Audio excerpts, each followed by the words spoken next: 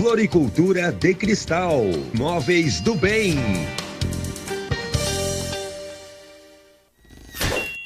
Espalhe sua marca através da nova TV dos Gaúchos e revolucione os teus negócios.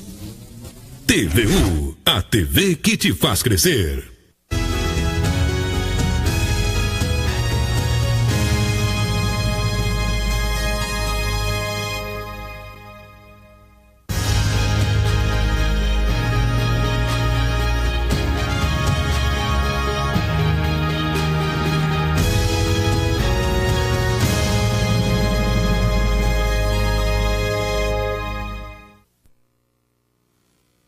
Virando o jogo, oferecimento Banrisul, toda a segurança Banrisul em um aplicativo completo. Baixe hoje mesmo, Banrisul Digital, clique e simplifique.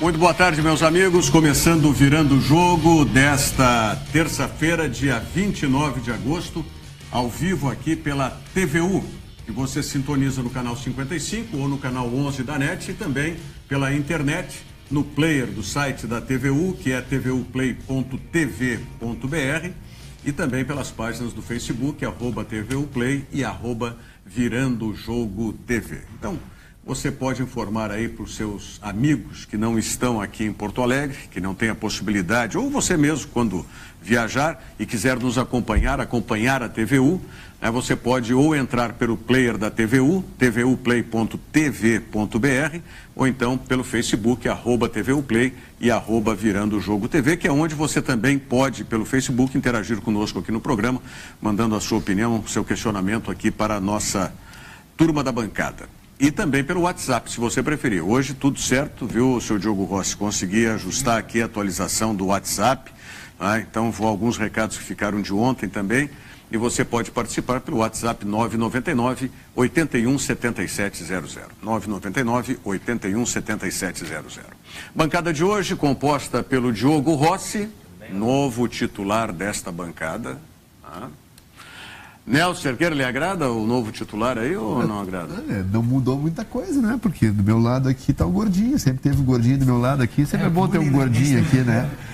Meu ponto à direita aqui. Brincadeira. Eu vou encarar isso como pelo lado elogioso. Claro, a gente diverge algumas coisas, o Diogo, né? Equiparado ao Alex Bagé. Como eu disse, né? Eu voltaria ao programa se não houvesse outras loucuras, né? Graças a Deus eu espero que não tenhamos hoje. E tu acha isso? Eu estou esperando, eu estou torcendo para que isso aconteça. Bom, à minha esquerda aqui, Maurício Andrade, consultor esportivo, mais uma vez conosco. Seja bem-vindo, Maurício Andrade. Obrigado. E o repórter Matheus Dávila, da Rádio Grenal, também mais uma vez conosco. Seja sempre bem-vindo. Aliás, vamos começar pelos dois repórteres aqui, falando de seleção brasileira, porque os dois estão envolvidos lá pela Rádio Grenal, justamente na cobertura da seleção brasileira. Chegou todo mundo já, né? Já está todo mundo aí agora, né? Hoje o primeiro treinamento completo, né, Diogo? Acho que hoje à tarde o técnico Tite vai começar de fato a montar. Não à toa o treinamento é fechado, justamente para começar a dar essa cara para o jogo da quinta-feira. Vai ser no Beira-Rio hoje, 4h30 da tarde. Passou para mais cedo, 4h30. Os primeiros 25 minutos só são abertos e depois é fechado para a imprensa. Porto Alegre não tem a oportunidade de... Não atrapalhe o Nelson, que ele está lendo aqui um negócio importante do mensagem para ela. Estou tentando, eu recebi uma informação bem interessante aqui. Então diga aí qual é a informação. Eu tive um colega nosso que vai fazer a cirurgia bariátrica, o Jairo Cuba. Mas... Está me informando aqui, desculpe. Não, essa aí eu sabia. Aliás, nós vamos até porque a Federação Gaúcha de Futebol está envolvida nisso também, a gente pode discorrer sobre esse assunto, porque é uma iniciativa do nosso colega Pedro Ernesto Denardim. Eu já tinha tomado conhecimento disso, já tinha lido antes do programa e também ia mencionar isso no programa. Vamos voltar para a seleção brasileira, tá? Esse treinamento fechado, 25 minutos aberto. Isso, e aí depois o técnico Tite comanda a atividade. Hoje ainda não sei quem é que vai conceder a entrevista coletiva, sempre alguns minutos antes da atividade que a assessoria informa, são normalmente 2 jogadores. O fato é, Porto Alegre não recebe nenhum treino aberto ao público, só Manaus vai receber, O Brasil sai de Porto Alegre, vai a Manaus, né, para fazer uma atividade antes do jogo contra a Colômbia. Então aqui não teremos, né, treino aberto para o público. Eu não entendi isso. Talvez uma questão logística, porque o jogo contra a Colômbia é fora. Isso, não logística. É aqui no Brasil. Tá? Não poderia ficar aqui em Porto Alegre treinando? Não, tem que se transferir para Manaus? A alegação do Edu Gaspar, que é o gerente da seleção, né, agora com o Tite no comando, é que Manaus é mais parecido já com o clima que o Brasil vai enfrentar na Colômbia. Onde é que vai ser o jogo na Colômbia? Onde é o jogo na Colômbia? Cartagena? Seria bom. Me pegaram agora. Não vai ser em Bogotá o jogo? Não Medellín? É em Bogotá. Não tenho certeza. Eu não tenho certeza do local, mas ele disse que é por esse fato, que é mais parecido com o local de onde vão jogar, né? Não teremos o treinamento aberto, mas tivemos ontem, né? Porque os torcedores deram um jeito de ver o treino da seleção brasileira. Eles conseguem fazer algumas loucuras assim que chamam bastante atenção. Na alçada lá da rodovia do parque, tinham torcedores, até o Diogo estava lá presenciando. Que perigo. E tinha gente, inclusive, porque por ali só pode passar carro. Exatamente. Não tem a circulação de pedestres. Na ponte do viaduto, exatamente. Porque daquele local, você chegando em Porto Alegre, você vê o centro de treinamentos do Grêmio. Você pode acompanhar a atividade passando de carro. E a polícia rodoviária? Não existe, né? Não, neste caso. Naquele caso não tinha. Ontem tinha gente na BR assistindo. E na árvore atrás do CT também, mas aí tudo bem, mas fica parado numa via dessas aí é complicado. É complicado mesmo. Nós falamos isso ontem. Eu não sei como eles ficaram ali, mas ficaram, né? Mas é justamente porque o CT Presidente Luiz Carvalho não tem espaço para acomodar torcedores. Até o projeto inicial do CT era para acomodar torcedores do Grêmio em oportunidades de treinamentos abertos. Mas o projeto ele foi todo desfeito em determinado momento e o CT ficou restringido a apenas profissionais. Em Barranquilha o jogo. Barranquilha? Isso. Estádio Metropolitano Roberto Meléndez, Barranquilha. Bom, então tem as suas razões. Vamos ver se... Aliás, ontem, nesse treinamento, a seleção brasileira, o grupo, foi composto com jogadores do Grêmio também. 4. E um deles, o Patrick, deu uma entrevista coletiva maravilhosa, né? O Patrick... Tietou na entrevista coletiva. O Patrick foi um dos 4 jogadores que o técnico Tite chamou para complementar o grupo. Foram Patrick, Conrado, Guilherme Guedes e Jean-Pierre. 4 jogadores do Grêmio que compuseram o elenco ontem para a atividade, mas na verdade, mesmo assim, algo que surpreendeu a todos e que chamou muito a atenção foi Felipe Coutinho, né? Treinou como se nada tivesse acontecido. E realmente me parece que não aconteceu nada, né? Sim, jogador que não veio jogando. Transferência dele para o Barcelona. Porque não vinha jogando no Liverpool, alegando um problema nas costas. Sim. Chegou no Brasil, fez um teste no Rio de Janeiro, não foi constatado nada, nenhuma lesão. O médico da seleção brasileira, o Dr. Rodrigo Lasmar, também não constatou nada. E aí ele foi para a atividade ontem. Só que teve um lance e que chamou todos a atenção, foi num trabalho de toque de bola, de transição, que ele recebe uma bola e gira fazendo pressão com as costas no marcador e sai jogando. E aquilo ali chamou a atenção de todo mundo, né? Porque se ele tinha problema nas costas, passou do nada. Você não está considerando a diferença de temperatura, de clima. Pressão. Né? Todo esse fator. Está em Liverpool lá ainda um período... Frio. Que frio nada. Estão num verão lá. Muito verão. Estão num verão na Inglaterra.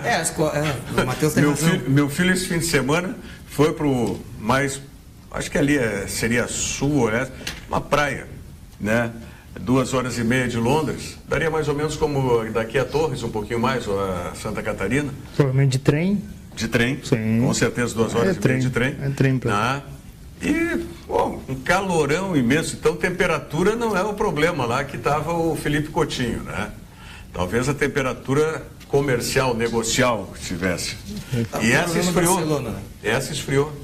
Pode ser, né? É que, na verdade, a negociação com o Barcelona está complicada pelo fato de que o Barcelona quer fazer um investimento alto e o Liverpool não quer aceitar. Então, tem aquela condição. Estava lendo uma notícia até essa semana que um dos acionistas do Liverpool, né, vários são os acionistas, é o jogador de basquete, o LeBron James.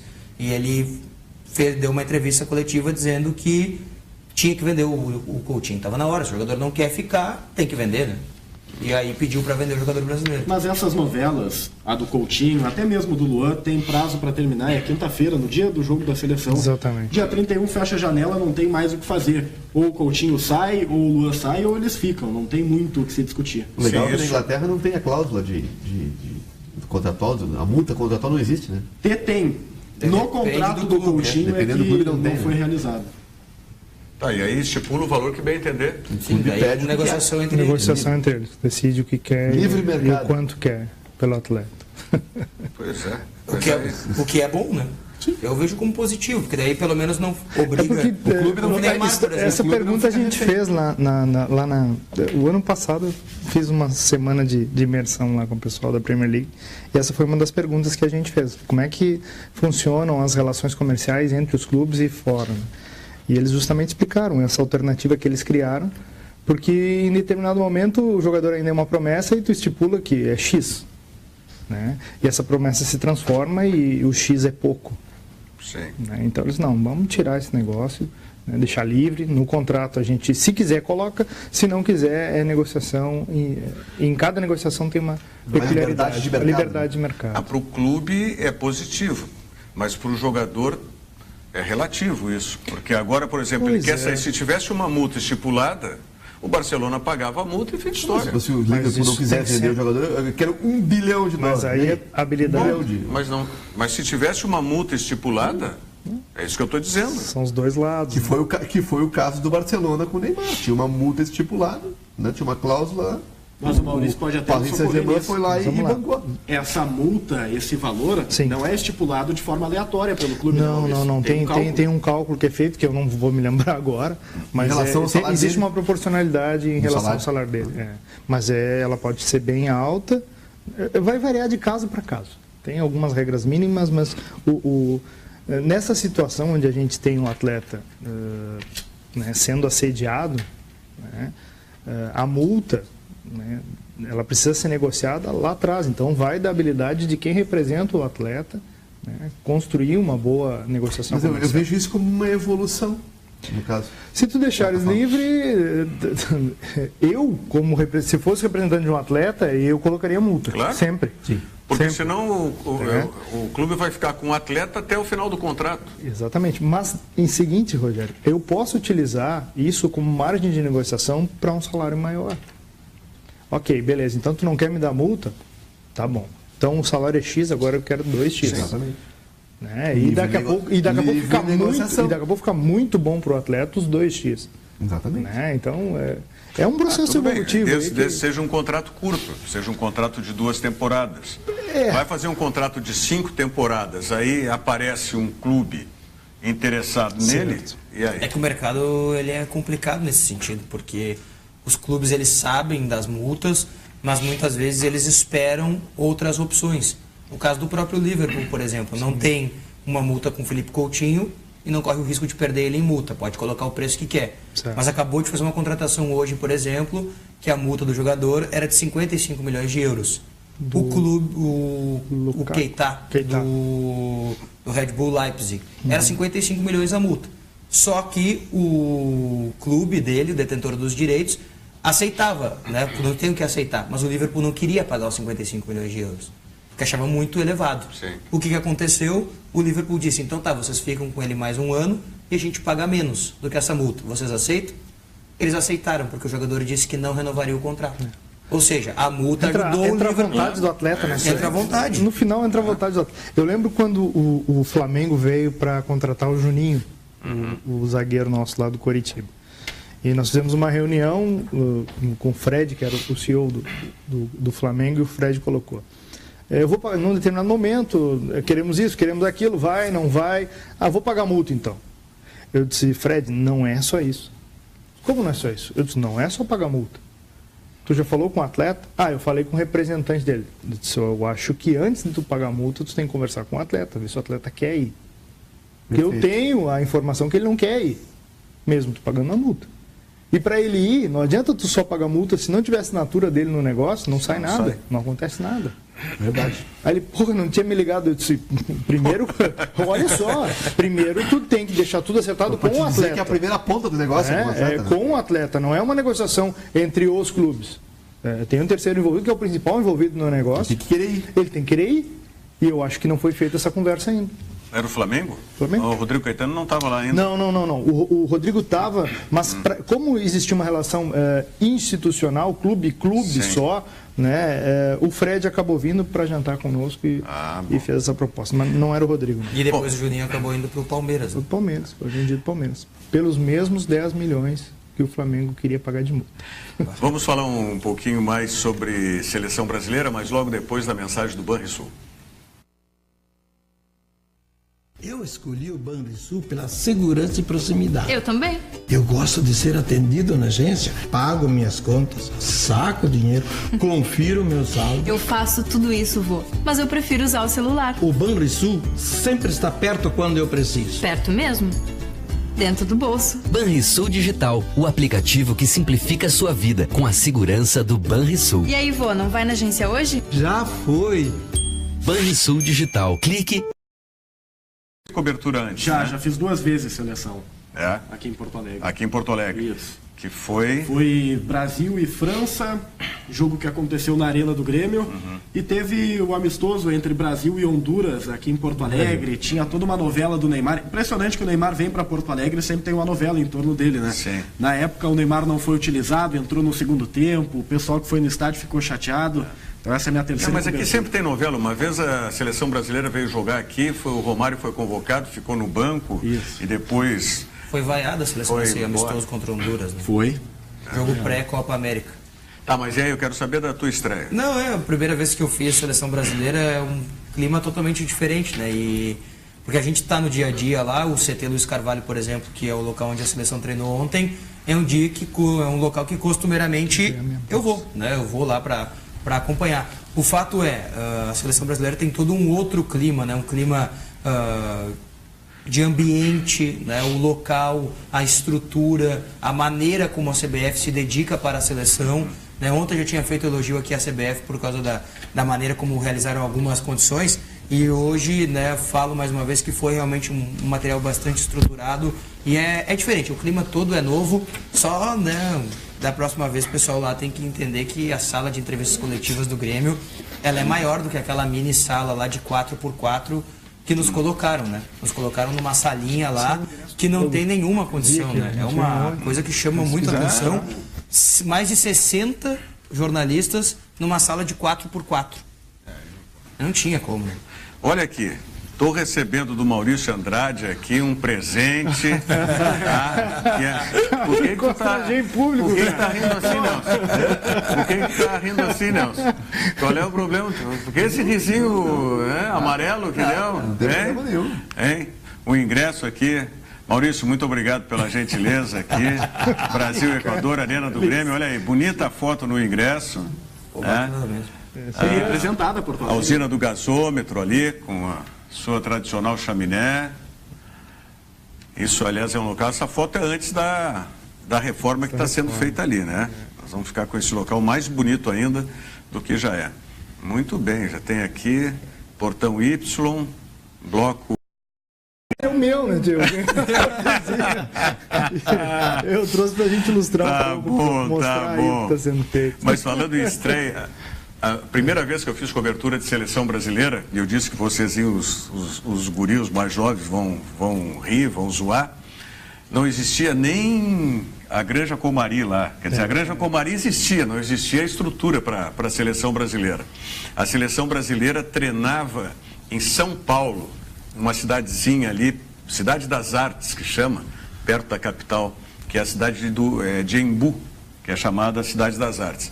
Ali num hotel fazenda, Rancho Silvestre, é que a seleção brasileira se concentrava. Até porque o treinador gaúcho, mas que tinha muita ligação com São Paulo, era o Oswaldo Brandão. Olha só. Né? Oswaldo Brandão. Isso foi antes da Copa do Mundo da Argentina. A Copa 78. Do Mundo da Argentina foi em 78. Depois o Brasil começou a concentrar na Toca da Raposa, né? Antes da grande. Não, foi... Sim. Não, mas foi depois. Foi depois.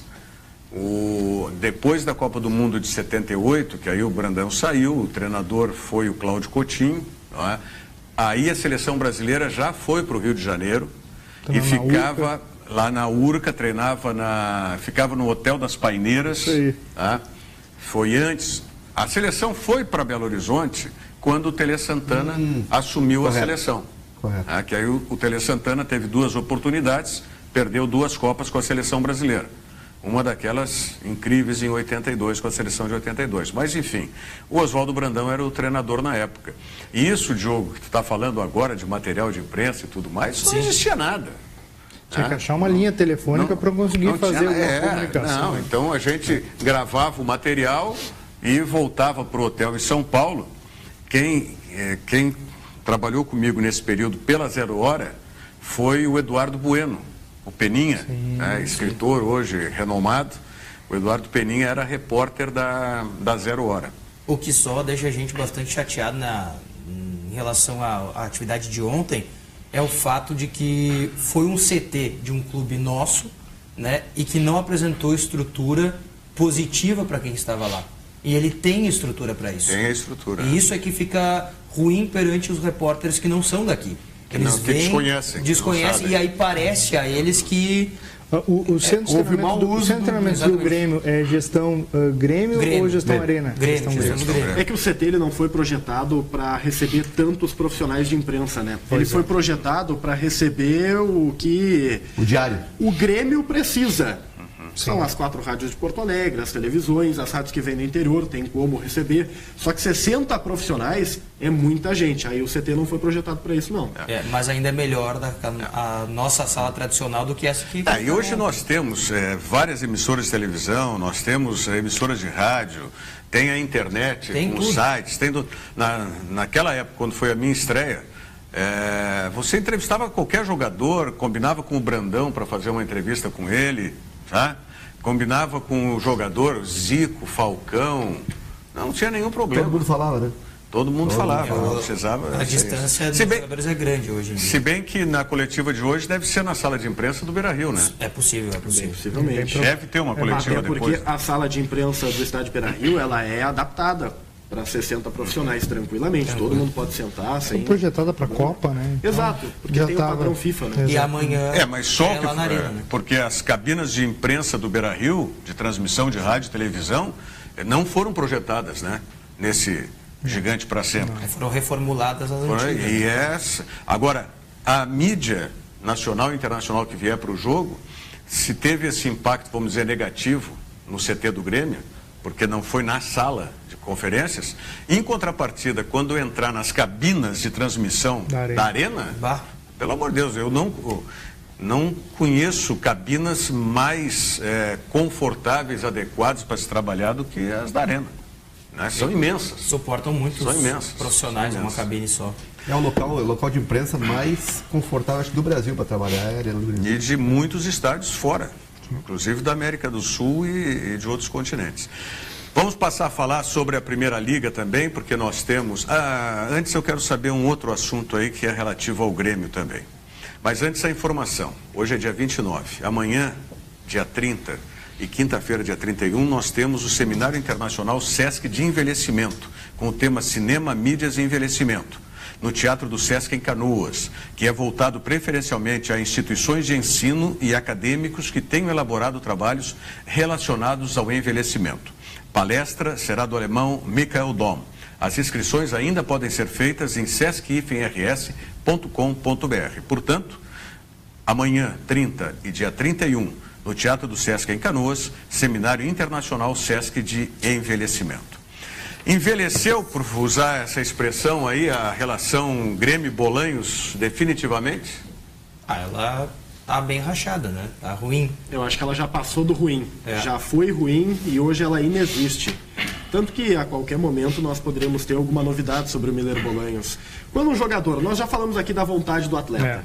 Quando o jogador não quer, não existe mais relação.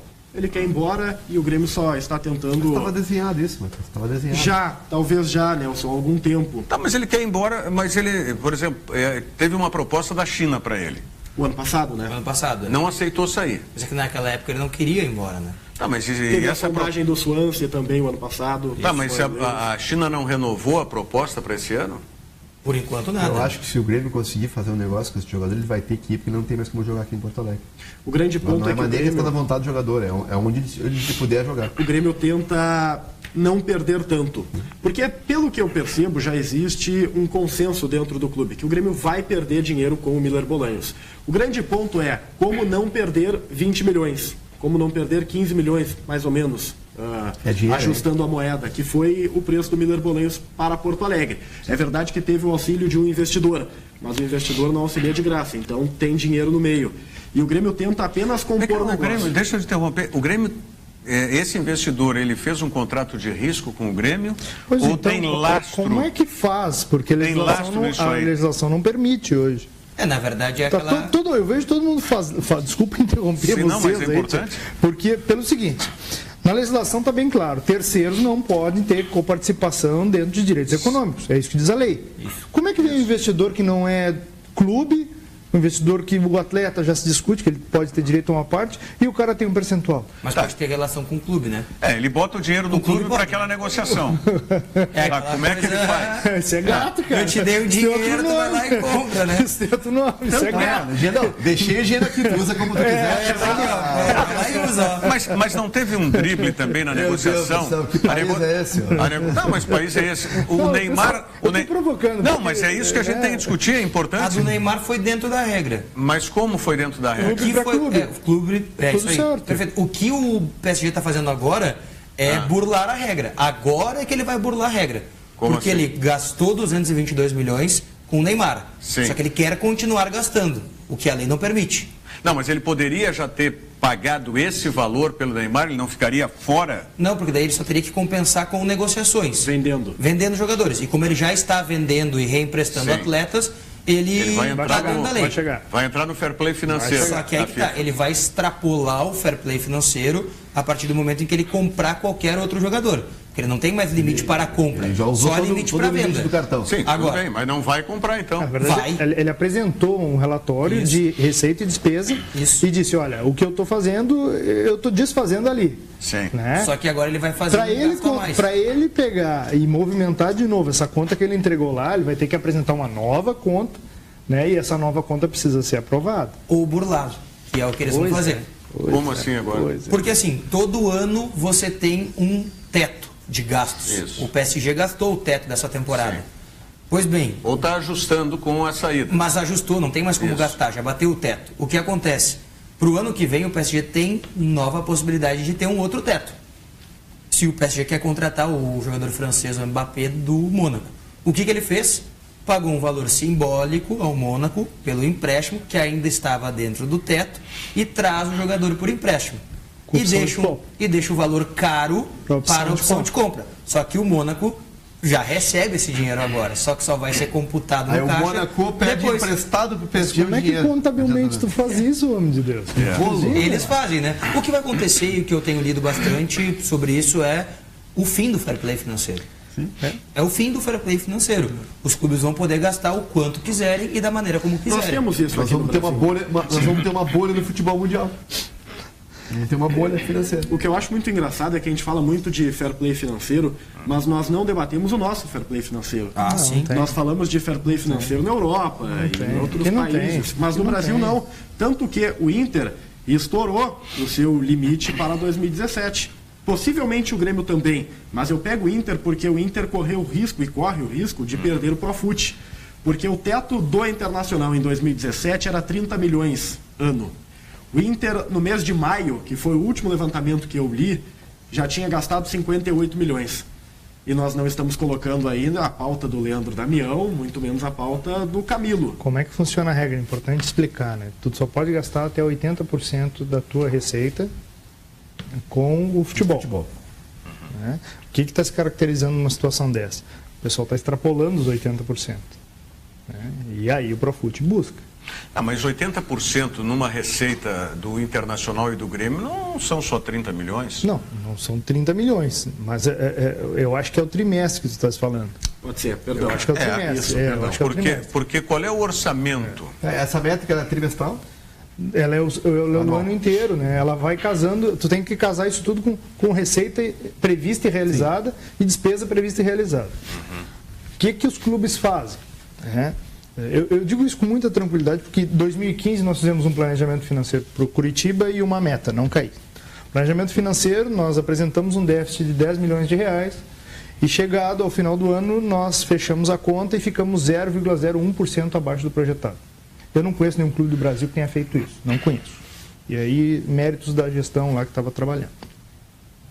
A grande questão é o seguinte, chega num dado momento, quando a água bate no queixo, né, os caras pedem uma reunião de conselho e diz o seguinte, olha, estou te apresentando um novo orçamento, não é mais aquele que foi aprovado e agora é mais X milhões. Uma suplementação. Uma suplementação orçamentária. Né? E o conselho vai aprovar.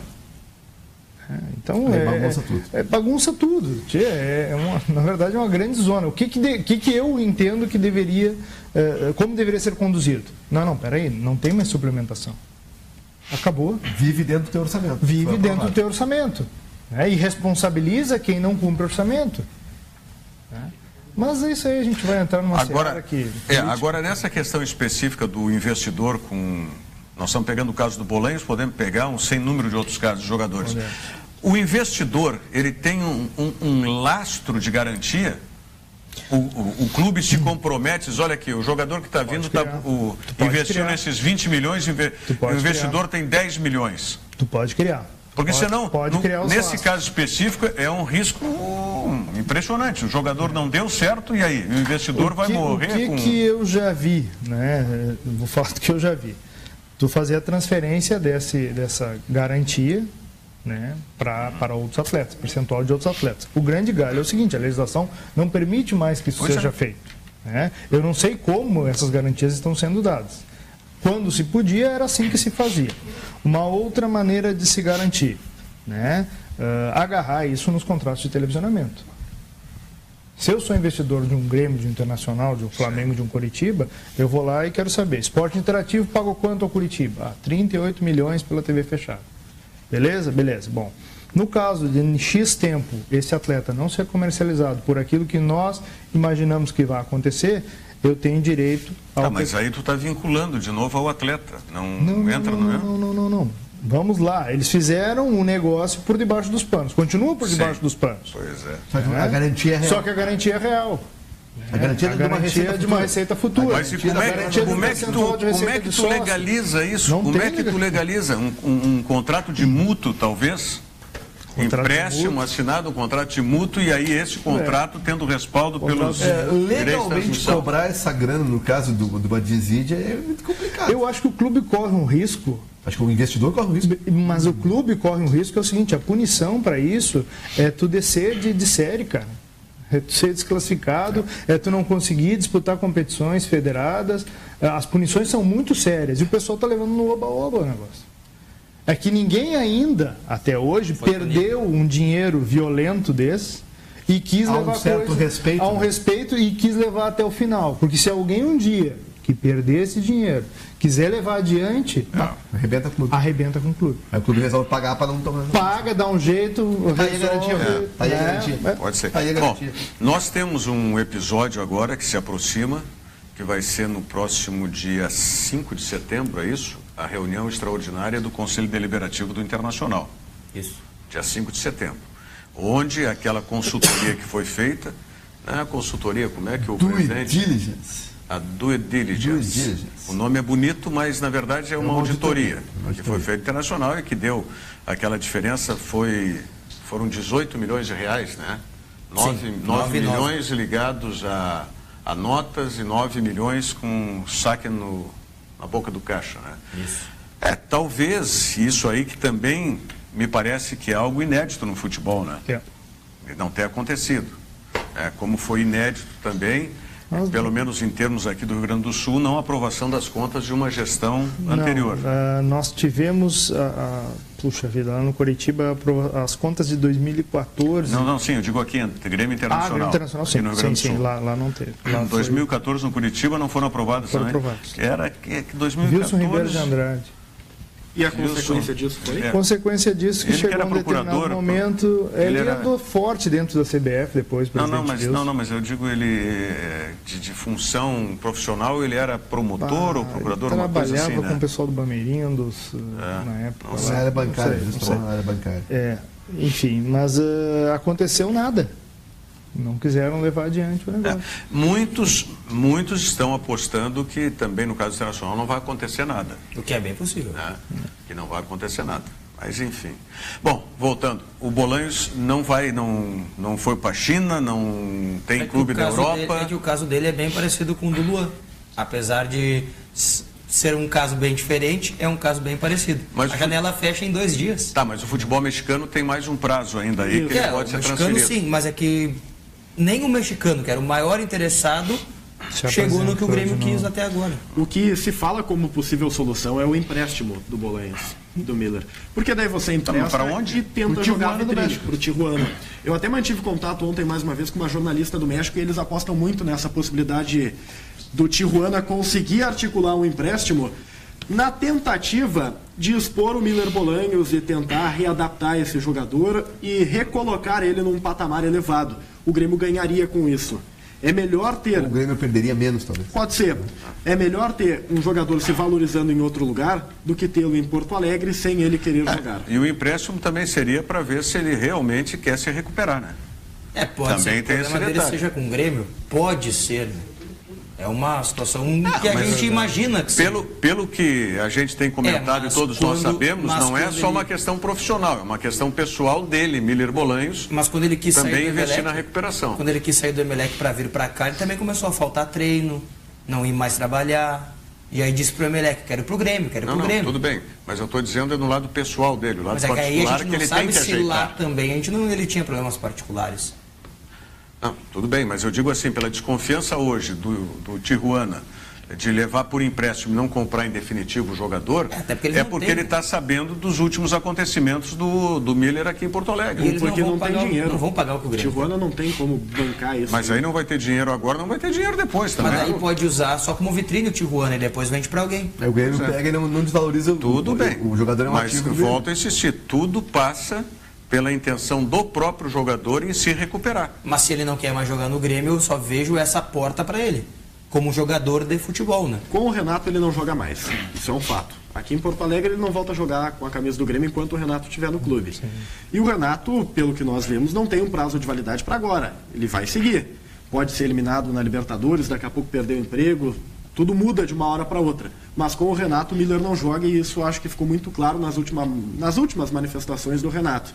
Então o empréstimo talvez seja a solução administrativa mais viável para o caso do Miller, porque vender é muito difícil. Eu duvido que alguém pague. O jogador saiu mal do Emelec, está saindo mal do Grêmio. Essa é a questão. A carreira dele é torta. Isso fica ruim para ele no mercado, esse é o problema. Mas mesmo assim, apesar de a carreira ser torta, ele conseguiu uma ascensão, né? Ele saiu do Emelec e veio pro Grêmio. Agora é que ele pode cair, né? Pois é. Pela primeira vez não é convocado para a seleção.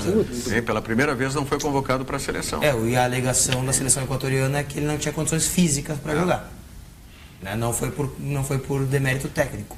Imagina se não ia querer o jogo na casa da onde atua o atleta. Com certeza. Não ia querer o jogador convocado? Mas nós todos, quando se imaginou e se falou que o jogo seria na Arena Brasil e Equador, o maior enfrentamento que se disse foi Luan versus Miller, numa condição apenas de ter um bom espetáculo, né? E acabou não acontecendo. Vamos falar sobre a Primeira Liga, tem jogos amanhã, não é? A tabela ficou estranha, né? Na conjugação que deu, os dois cariocas jogam com 2 paranaenses. E os gaúchos jogam com os 2 mineiros. Parece que é a Copa Rio Paraná e Copa Sul Minas. Vamos lá. Mensagem da Crestani Pneus, voltamos em seguida. A rede de lojas Crestani Pneus é hoje uma referência no segmento de pneus e rodas esportivas no estado do Rio Grande do Sul. Planejada para atender seu cliente de forma rápida e eficaz, conta com uma equipe especializada em maquinários de última geração, que proporciona um serviço de excelência e qualidade para o consumidor. Venha conhecer a loja que dispõe da qualidade que você quer, pelo preço que você precisa. Crestani Pneus, onde você sempre faz um bom negócio. Tá certo o João aqui, hein? Que leva o problema, João? Hein? É o botão. Eu só quero ver, põe de novo porque nós terminamos cortando aí o comercial da Crestani Pneus antes do fim. Tá? Vamos colocar novamente a mensagem da Crestani Pneus até o final. A rede de lojas Crestani Pneus é hoje uma referência no segmento de pneus e rodas esportivas no estado do Rio Grande do Sul. Planejada para atender seu cliente de forma rápida e eficaz, conta com uma equipe especializada em maquinários de última geração, que proporciona um serviço de excelência e qualidade para o consumidor. Venha conhecer a loja que dispõe da qualidade que você quer, pelo preço que você precisa. Crestani Pneus, onde você sempre faz um bom negócio. Isso aí, Crestani Pneus, onde você sempre faz um bom negócio. Rogério, quem está na audiência do Virando o Jogo é o Italgani, da Rádio Meridional de Camaquã, está aqui mandando um abraço para a nossa bancada aqui. E mandou aqui no nosso Facebook também, né? Ah, é? Show de bola o programa. Um abraço. Tem um fã teu aqui, Rogério, também no Facebook. Mesmo? Sou fã do Rogério Amaral. Quando eu era menino, imitava ele. Um abraço, o ídolo. Só podia ser sacanagem do Alex Bagé. Só podia ser sacanagem. Me sacaneava aqui na bancada e continua sacaneando o velho agora de fora. Mas tudo bem, não tem problema. Tudo isso faz parte da história, é bom demais. Né? Parabéns aí pro Alex Bagé, que teve essa transferência excelente, profissional para Rádio Bandeirantes, e estreia, eu acho que sexta-feira agora, né? Começa a programação. Segunda-feira. Já saiu o nome do bid, né? Saiu o nome do bid. A Bandeirantes foi lá e purgou a multa rescisória, não tem. Por falar em colegas, aquilo que o Nelson estava lendo, né, o nosso colega Jairo Cuba, da Rádio Galera, né, que sofre de obesidade mórbida, vai fazer a cirurgia bariátrica para redução de estômago. E foi possível isso por uma iniciativa do nosso colega Pedro Ernesto Denardim, vice-presidente da SEG, primeiro vice-presidente da Associação dos Cronistas Esportivos. O Alex Bagé é o segundo vice-presidente. E o presidente é o Edgar Vaz, que também abraçou a causa, junto com o presidente Francisco Noveleto, da Federação Gaúcha de Futebol. Por quê? Porque não teríamos recursos na nossa entidade, a Associação dos Cronistas, para custear essa cirurgia. Então a federação vai custear essa cirurgia e será ressarcida posteriormente através de um show que o Pedro Ernesto Denardim e o Duda Garbi irão fazer lá no anfiteatro da Federação Gaúcha de Futebol, que é um show que eles já fizeram, né, em outras oportunidades, o Pedro Ernesto e o Duda Garbi.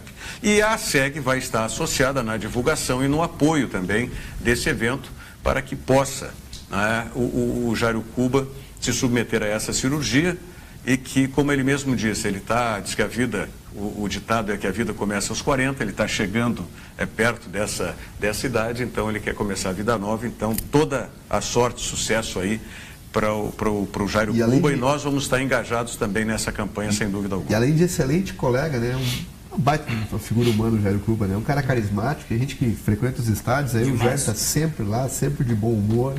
Sensacional. Uma dificuldade imensa, às vezes, para se locomover, está viajando pela Rádio Galera, está cobrindo Grêmio Internacional com a maior facilidade do mundo, e a vida dele é o rádio.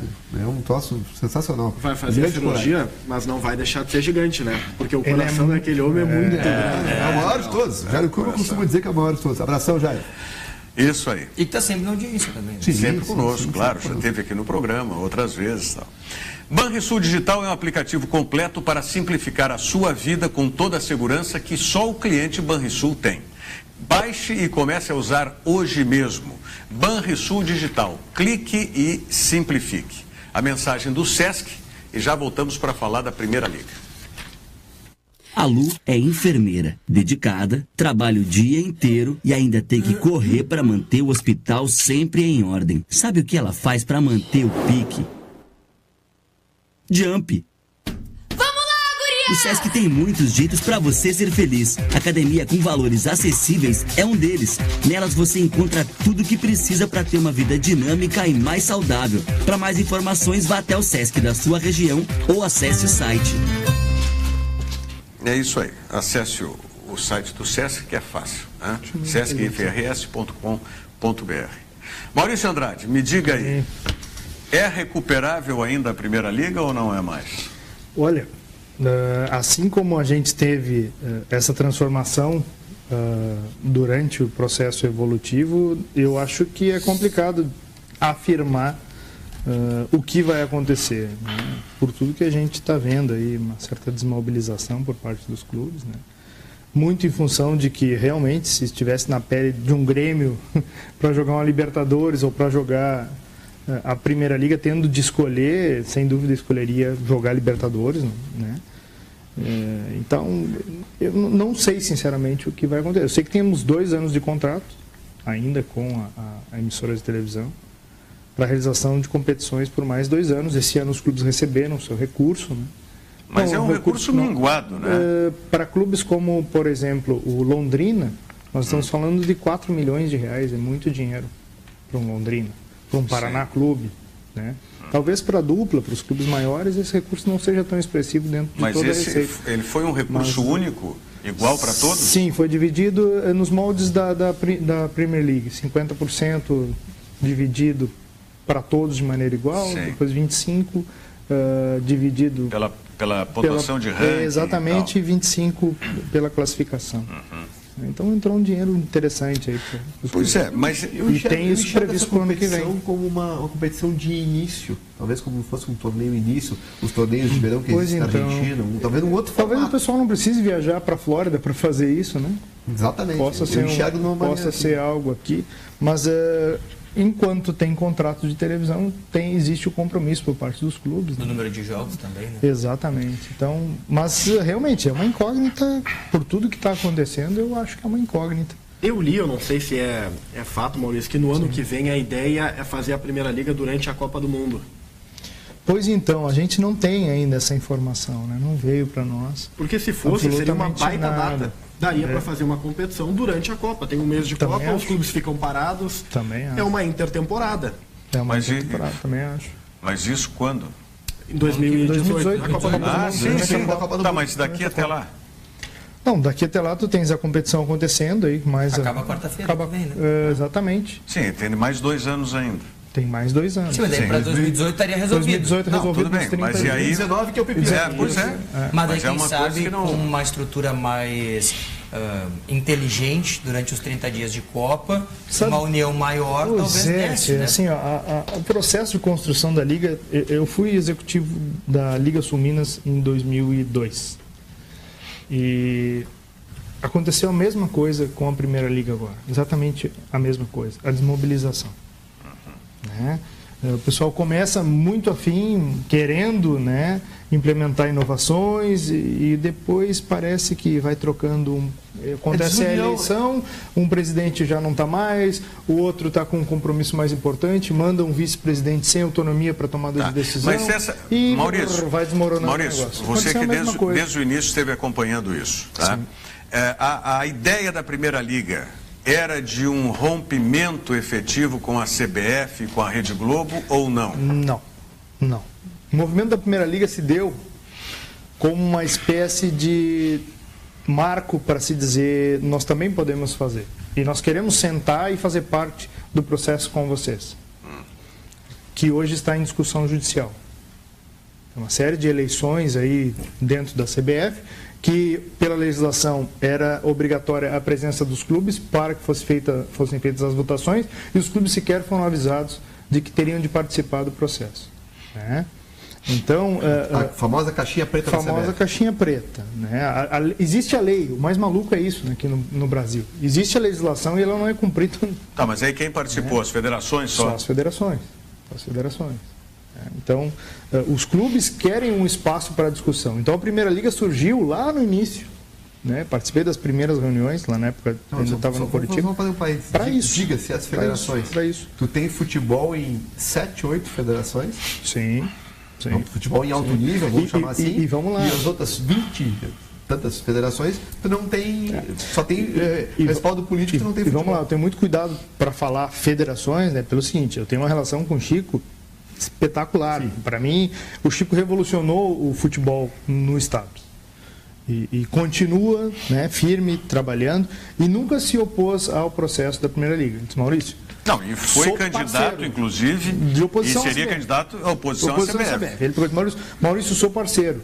Vamos sentar. Participou de uma reunião conosco dentro das instalações do Beira-Rio, 2016. Então, ele sempre quis ver de que maneira podia criar esse movimento de inserção dos clubes dentro do processo. Né?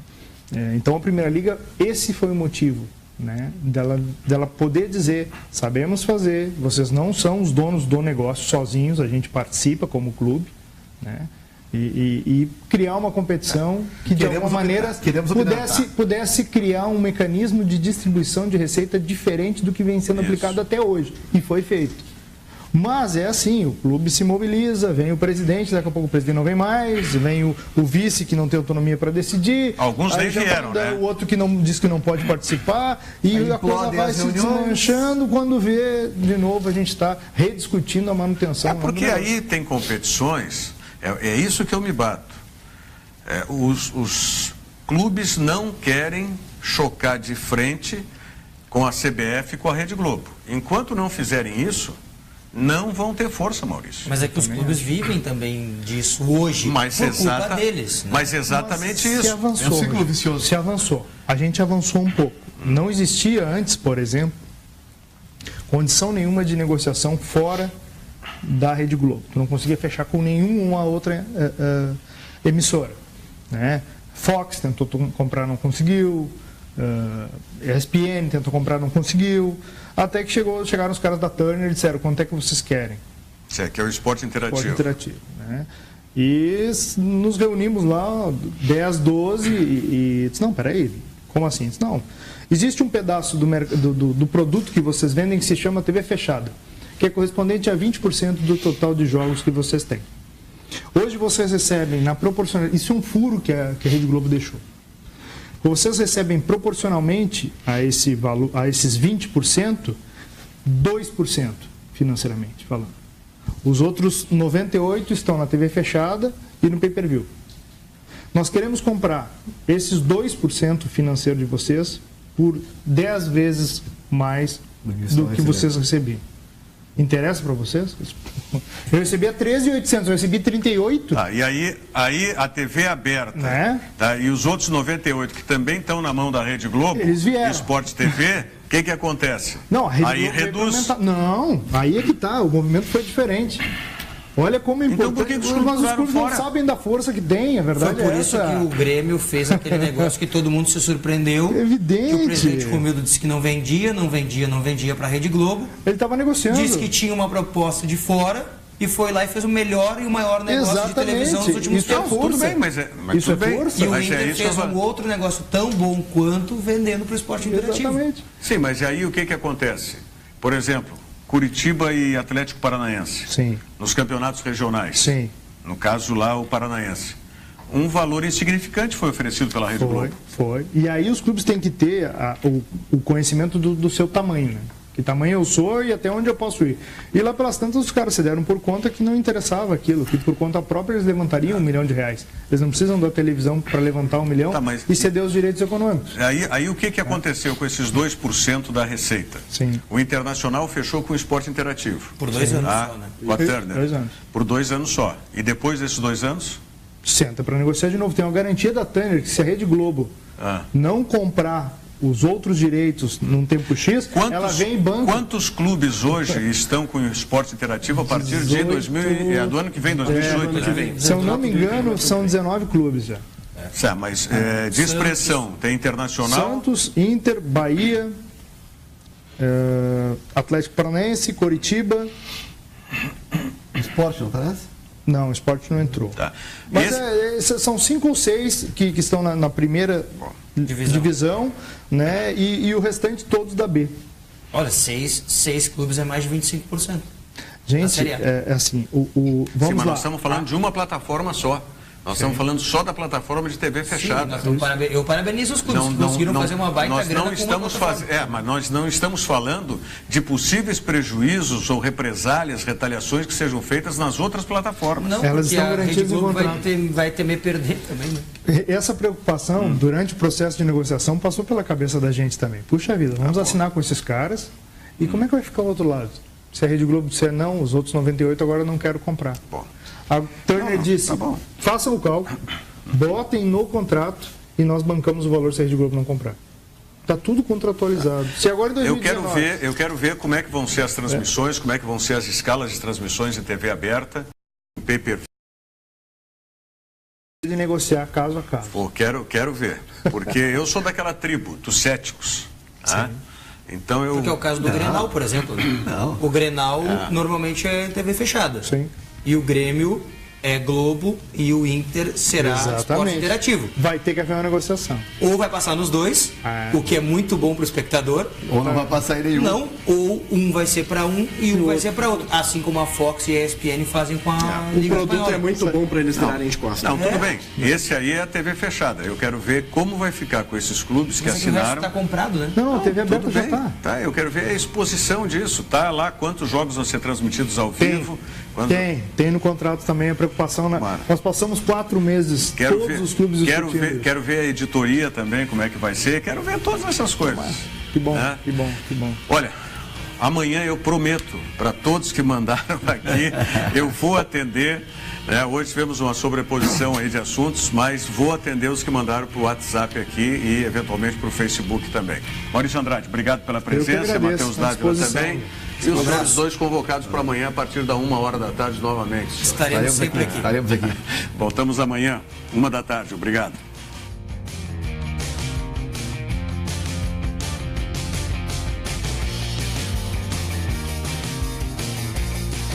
Virando o jogo, oferecimento Banrisul. Toda a segurança Banrisul em um aplicativo completo. Baixe hoje mesmo. Banrisul Digital. Clique e simplifique.